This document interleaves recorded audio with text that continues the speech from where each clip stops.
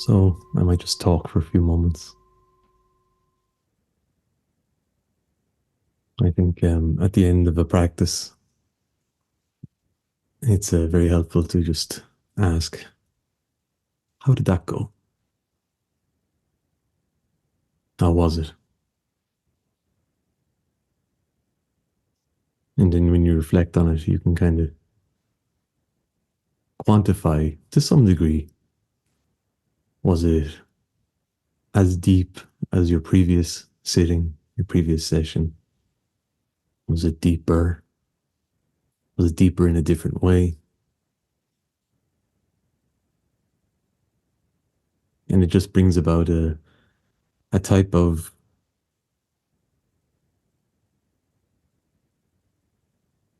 questioning which doesn't really fit our normal criteria for answering or finding answers for questions. We can try and put it into words and say, well, this and that and this and that.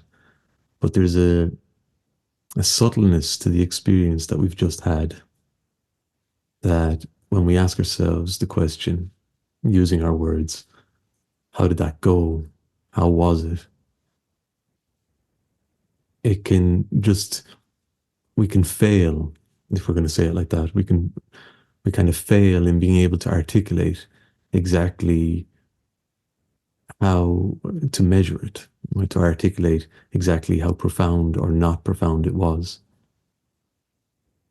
The experience doesn't lend itself well to being put into words.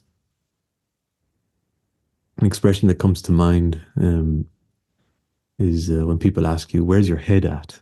You know, this idea of where are you at? Where is your head at in relation to something? And in our meditation practices, where's your head at? When you finish your practice, where's your head at? Because where your head is now, it's quite likely to be very different to where your head was when you first sat down to practice. And then you're trying to articulate or put into words some sense of rationale or reasoning for how you have moved from one state into another state. And if the state that you're experiencing now isn't as profound or as deep as it was in your previous sitting, how do you rationalize that? What is it that you say to yourself to say, well, today's session, today's sitting, today's practice wasn't as good as yesterday's practice. I didn't manage to go as deep as I did yesterday. Why? Why didn't you? What is it that got in the way? And I suppose this is what meditation practice is all about. The formal practice, the taking of time to formally dedicate yourself to internalizing your attention and exploring your relationship to your own mental processes. That's what meditation is about. And then when we talk about what is it that prevents us from being able to have an experience like we had previous, that previous experience was so profound.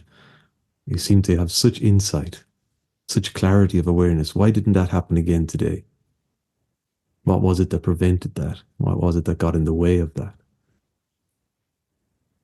But the whole formal practice of meditation is one which lends itself to our being able to understand what it is that gets in the way. And it, as has been mentioned, it doesn't lend itself very well to being able for us to be able to articulate it and put it into words and rationalize it and reason it. So if we kept a chart, a lovely metric table of our meditation practice and Monday, Tuesday, Wednesday, Thursday, Friday, and we were write down, okay, well, if I was going to put it into percentages, how deep did I go? It's highly subjective. I mean, it's highly related to your own relationship to yourself on that given day, on a physical level, an emotional level, and a mental level. So your determining of how profound you went is based on the variables of what you're experiencing on that current occasion. And you write it down, you put it down in your chart, you give yourself a lovely 70 on a Monday. And then Tuesday, it's the second day in the week. Maybe there's a little bit more stress at work and different things going on, and it's not Monday anymore, but it's not the middle of the week either, and it's not the end of the week. So there's a different perspective on things, and maybe how you measure it, what percentage you give it. Maybe you don't give it 70. Maybe it's dropped down now to 65. But who is it that actually regulates that? What is it that is able to create a kind of a, a, a criteria that allows you to put a measurement on it that's exact? And the truth is that it's up to you. It's all up to you.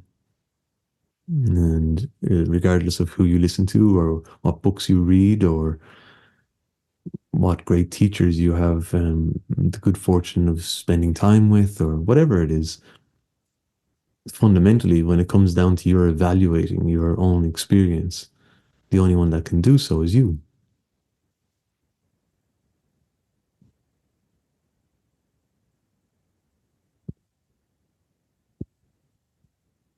So what's our meditation practice about? It's about giving ourselves a chance to just do that exploration of understanding how we relate to our own internal processes, which is a very direct, entangled experience. Um, and as a result, makes it extremely difficult for us to measure objectively. Yoga, in the Yoga Sutra of Patanjali, the definition of yoga is yoga chitta vritti nirodha. And some of you will be familiar with that term, but it's the essence of yoga practice, which in turn is the essence of our meditation practice. Our chitta, our field of conscious expression, that's our physical nature, that's our emotional nature, that's our mental nature. It's the whole canvas where we experience life, where it's all unfolding for us. And it's unfolding within the domain of the body, physical, emotional, or energetic, and mental. That's the chitta, the field of conscious expression. And then there's movements taking place in that, those vritti, which are the energy effect, the potency, the current, the transient turbulence which is taking place, which we experience again physically within our bodies, emotionally, energetically, within the domain of our existence in relationship to the body, and also in terms of what's going on in our minds. So we have all this taking place, these transient movements which are taking place, the vritti. And then if we're going to experience yoga, if we're going to experience a state of what we can call oneness, but won't go into too long into defining what yoga can be understood to be, because it's that experience of when all of those movements, all of those fluctuations, all of those transient, changing patterns of effect or potency or energy which are taking place within this whole domain of how we experience life, when all of those are neutralized, is the word that's often used. Sometimes it's translated to as cease, when they stop, when they cease, when they no longer occur. Nirodha. That's when we experience yoga. So this word nirodha, translating to mean stop or cease or neutralize or remove, or there's many different ways that we can talk about it. But it's important for us to kind of have a sense of what it is that's going on. Because when we sit to meditate, as you'll know, when you first start to meditate, you had a certain relationship to this field of conscious expression, this domain from which you express and engage in life, physically, emotionally, and mentally. There was certain turbulence within that system, which you were conscious of to a certain degree, but there's a lot of it that you're not conscious of. It's outside of your consciousness. It's unconscious to you, but it's taking place nonetheless. And when you sit to meditate, because of the very nature of meditation, you're internalizing your attention You're removing yourself from anything else that might distract you from having an awareness of what's taking place within this mind-body system. And so you come head to head with it, face to face with it. And you start to experience it directly. Those movements start to become more obvious. And so you work with them. And that's what our formal meditation practices is allowing us to do, is to become aware of them so that we can work with them, work through them, so that they become neutralized in the sense that we're able to transcend the more gross variants of these and move into experiencing the more subtle, dreamlike variants of these, to the point of experiencing the extremely subtle. So that process is a process of Naroda. If we should think of it in our practice, what we're actually doing then, it's not a case of us having a laser gun of some kind where we're looking for where these movements are taking place and then zapping them, neutralizing them, getting them out of the way, where we've internalized our attention and now it's kind of like, okay, I've put a curtain over the external world and now I'm looking at the internal world. Where are my enemies here that I'm going to zap and neutralize so that I can experience yoga? So no zapping can take place. The movements are taking place, but if we're out to look for them, then that is the opposite of what we're trying to do in our meditation practice. We're not out to hunt them down. Hunting them down is the very thing that causes us to get entangled with them in the first place. In fact, the opposite takes place where they are presenting themselves to us, quite literally showing themselves up, coming out from behind the trees, from under the woodwork, presenting themselves to us. So the Narodaha doesn't work like a laser gun where we're zapping them, trying to neutralize them, remove them. We're trying to do the opposite. So these movements we refer to as vritti. We can use an object of focus.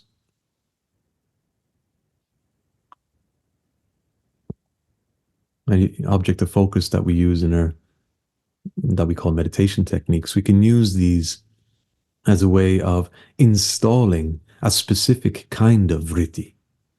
So we are putting in place a vritti which we have determined as being the one which is going to prevent us from getting caught up in any of the other vritti.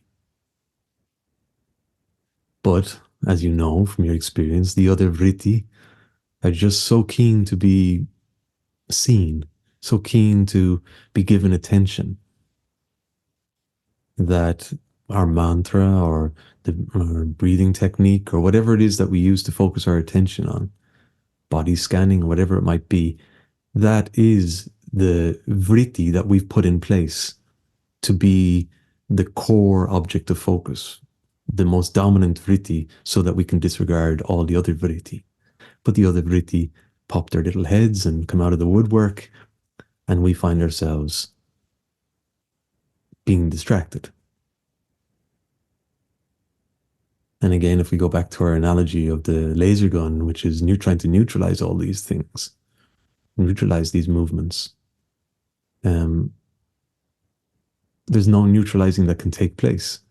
Because once we start to focus in on one of them, thinking that, but if I focus in on this, I'll get rid of it, it won't work. It'll have a counter effect. Because the focusing in on it, then that one vritti that's popped its head and we say, okay, I'm going to zap you. As soon as you focus in on it, it'll say, oh, look, guys, he's paying attention to us. Come on out. And more will come. That one vritti that's risen up is almost like the leader.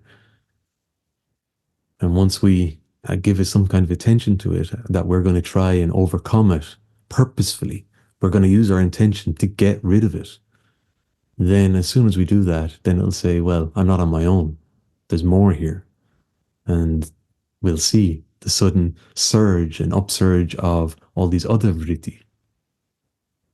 So we use one single vritti, we install it as being the place where we're going to put our attention. But it's not by way of it being a tool for zapping like a laser gun. In fact, the neutralizing takes place without any purposefulness, without any effort. That the ridding or the cessation or the overcoming of the effect, the potency of the different movements taking place within the domain of our conscious expression. There, that occurs as a consequence of, of our practice, as opposed to be something which we are actively doing. So to clarify that, nirodha is an effect. It's an effect which occurs as a consequence. It's not something that we can actively do, that we can purposefully bring about. We can facilitate it. But if we go out with our laser gun and try and zap all everything that's getting in the way, so when we sit down to meditate, it's kind of this very conscious, deliberate, trying to just get rid of anything that comes up. There's one, no, get rid of that, get rid of that, get rid of that. That in itself can perpetuate what we are experiencing. Now, just to clarify, that if we have another vritti that we've installed, we'll say mantra, we put that in there. So if we're focusing on our mantra, then that is the vritti that we are giving our attention to. So there is some type of deliberation in that. There's some type of purposefulness. And then when the other vritti try to get our attention, we're keeping our focus on that one vritti that we've installed, the mantra. But when we're experiencing meditation beyond the use of an object of focus, so when we're trying to move into a state of meditation without support, so this would be experiencing meditation where we are opening ourselves up to neutralizing all vritti. So we're not installing a vritti, we're not using mantra anymore, we're not using body scan, we're just experiencing being. To get to that, we have to accept that there's nothing for us to purposefully focus on. There's nothing for us to deliberately attach our attention onto. There's nothing there. Because as soon as we do that, we're engaging with the vritti. So we use our object of focus, our mantra, to get us to a point where we are less likely to be just wandering around, shooting our laser gun at the different vrittis that are popping their heads. Instead, we're using our laser alert attentiveness to focus in on the mantra, disregarding everything else that's going on. But then there comes a point when we have to let go of the mantra too, because the mantra in its own right is a vritti. And we want to exercise our capacity to just be able to experience existing, being without any support. We want to practice doing that. We should give ourselves time in our meditation practice to doing that. Because the techniques that we're using, even mantra or whatever it might be, they are a means to that end. So we want to practice that end of just abiding, experiencing our existence without needing any support to identify ourselves with. And so what will happen is that we'll move into a space where now the laser gun has nothing to direct itself to. Our attention has nothing specific to latch onto. It has nothing. And it's there. And but the vritti may still, are quite likely to be still presenting themselves in different forms, in different ways. And what do we do when that occurs? We can't start directing our attention to them. The laser gun isn't going to work. That's not the way Nirodha works. We've moved into a space where now we can understand that tranquility, that's peace, that calm, that's an effect which has been brought about as a consequence of our, first of all, using the mantra to just have our laser focused in on one vritti, one specific thing. And that has helped us to disregard all the other vritti. But then at that point, we disregard the mantra. And now we've got this open space, but we have nowhere to direct this attention, nowhere specific to direct our attention. But there's going to be some movement which are taking place. So what do we do when these movements are taking place? What happens? Where do we direct our focus?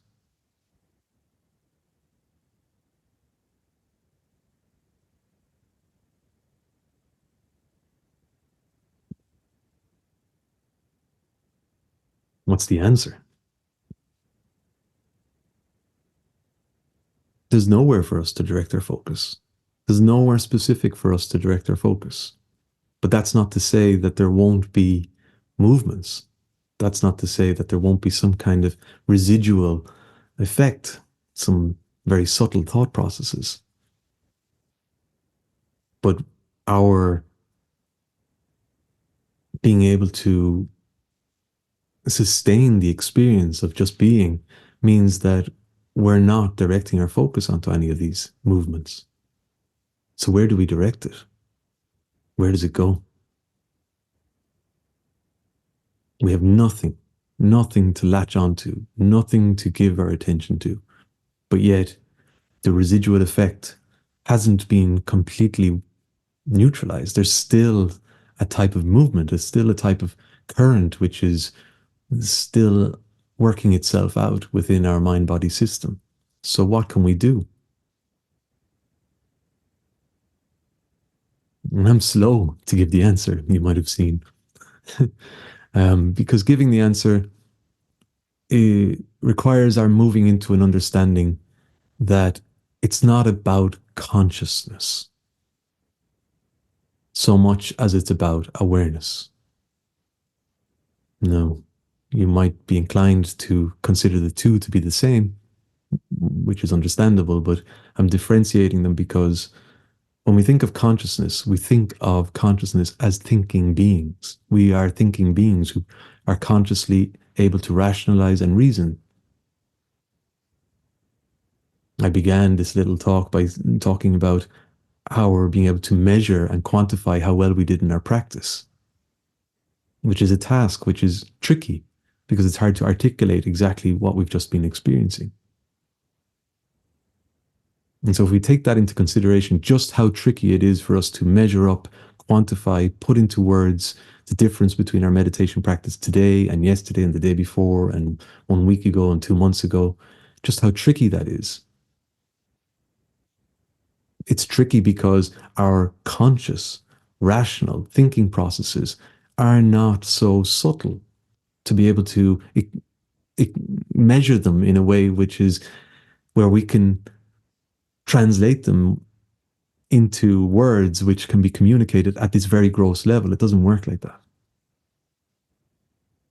So when we think of our consciousness, we are conscious beings. That's true, but consciousness is also in direct proportion to unconsciousness, the stuff that we don't know about. And there's a kind of a juxtapositioning, a kind of a relationship between those two, what's conscious and what's not conscious. But when we think of being conscious beings, it gives us this stage on which we can just stand ourselves and position ourselves as an authority saying, I can work this out. I can figure it out. I'm in charge. I'm in control. But then there's all the stuff that's unconscious. Who's in control of that? And fundamentally, all there is, those two domains, that dual relationship between what's conscious and unconscious, that exists fundamentally in awareness. What we have is awareness. We are aware of those two functioning processes taking place. And so when we arrive at a point in our meditation practice when there's nothing to latch onto, yet there can still be movements. And some of these movements might come from a more conscious level of thinking, and some of them might come from a more unconscious level of thinking. But nonetheless, they're both giving way to a movement that causes a ripple effect within the mental or in the mind. But what is there that's really going to allow us to work through them, to remove the effect, to neutralize the effects, to let it burn itself out? What's there to allow that? And the thing that's there to allow that is awareness. Just awareness. Now that's as an object, if you're going to consider it an object of focus, but we can't consider it an object of focus, because awareness is the very essence from which all of it has arisen. So as an object, there's nothing there to represent it. There's nothing there for it to be known except the experience of it. So we experience the awareness. And then that awareness is the very thing that we are using as our object of focus. So if somebody says to you, what's your object of focus? My object of focus is awareness. But how do you stay aware of awareness? And that's fundamentally the practice. That's where we're moving ourselves to be. Because considering our practice to be one where we are knowing thoughts to be rising up, and for us to be at some level in charge of that, we're in charge of those thoughts as some kind of gamekeeper or some kind of CEO managing the whole thing. Well, these thoughts can come up and those don't come up. And we know through our experience of meditation, it's far more chaotic than that. The processes which are allowing us to give way to that energetic potency which is within this field of conscious expression. The processes which are allowing that to become condensed in as thoughts or as emotions or whatever it might be, the processes which are taking place are taking place. And some of them enter into our field of conscious thinking, where we can rationally understand them or less rationally understand them. But some of them, they're just beyond that. And we experience these when we're in bed at night, sleeping and dreaming. And we experience them when we go deep in our meditation practice. There can be these murmurations, these occurrences taking place that if we were to try and articulate them, it would be extremely difficult. But there's stuff going on. But that stuff, it can be intimidating because it's not there in our conscious cognitive thinking realm. It's in a realm which is far more subtle than that. And so it can be, in some ways, for some people, a type of phenomena which is very alluring and ultimately distracting. Voices, sounds, people speaking to them, ghostly figures, spirits, all this. But then, beyond all of that interplay, all of that energy, all of that expression, there is that one thing which is just paying attention, and that's awareness.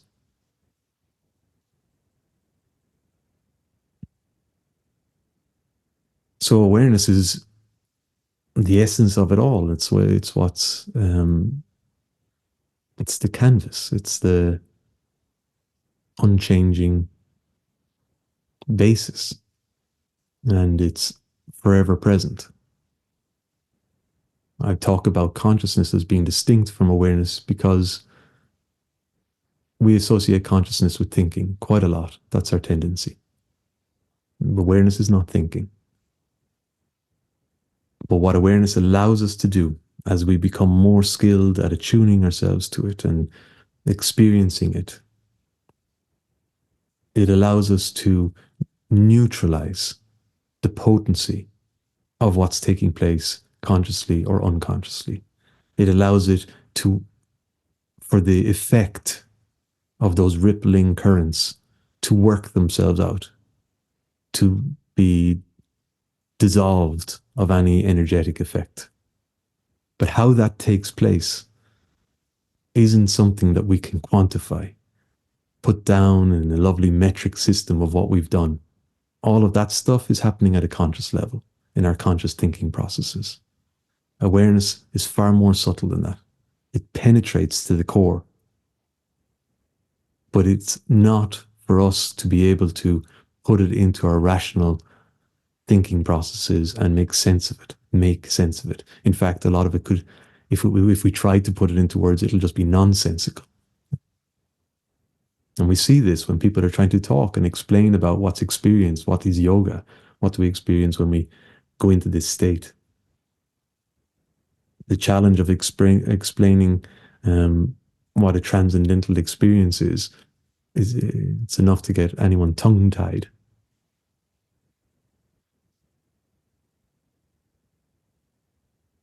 So our practice, our formal meditation practice, is one where we're exploring the mechanics of the mind, but now with the understanding that the mind, what's going on there, can be rational and made sense of at a conscious level, and there's a lot which just can't. But the thing that allows us to work through it, neutralize it, is awareness.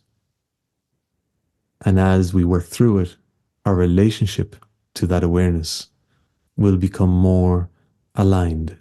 We will actually experience ourselves as just being that, as being the awareness.